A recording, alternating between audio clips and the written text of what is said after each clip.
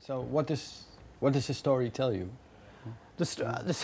What does it say? Is there some kind of a moral for well, you? there is a kind of moral fibre running throughout it. There's definite themes of redemption.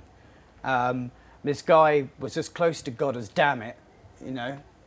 Joan of Arc was considered to be a messenger of Christ, who revelled in miracles. I mean, she managed to capture a city in 8 days with her as a standard bearer, whereas the greatest military minds in France at the time couldn't do it in 8 months.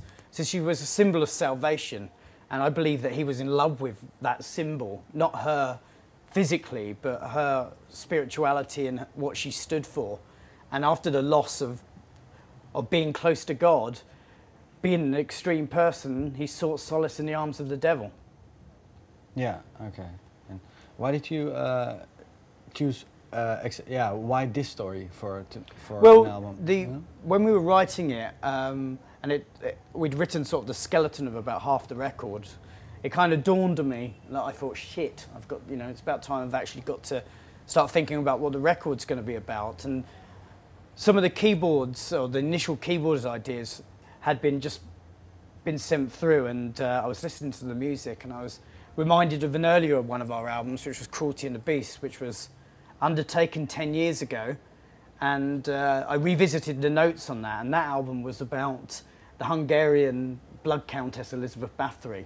And whilst reading about her, I'd written notes on Gilles de Rais, and I contacted a friend who's an occult historian, and he pointed me in the direction of a load of books that would, remain true to the subject and would help us, and it sort of went from there, really.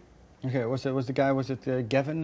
Gavin Baddeley, yeah. Who you wrote the book with? Also? Yeah. Okay, and how did you approach the story to put in your for lyrics? Well, we mapped it out and worked very closely with the band, so that whatever happens in the story is replicated in the music and vice versa.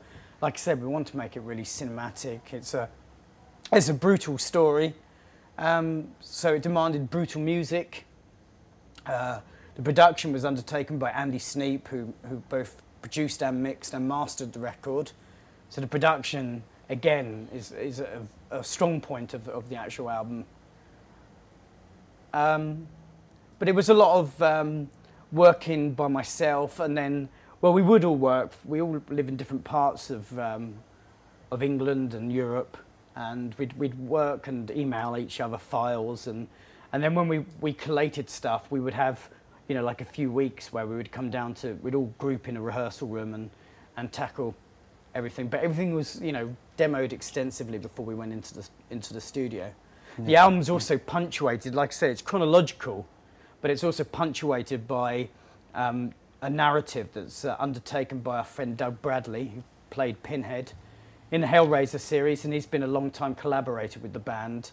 So he's the voice of Gilles de Rais, and what he says is taken from the trial transcript, so they're apparent, apparently what was uttered, and these punctuate the story to give a sort of, running narrative and to remind people what the subject matter is. It's quite creepy as well to have him suddenly jump out at you, especially when you listen to it on headphones.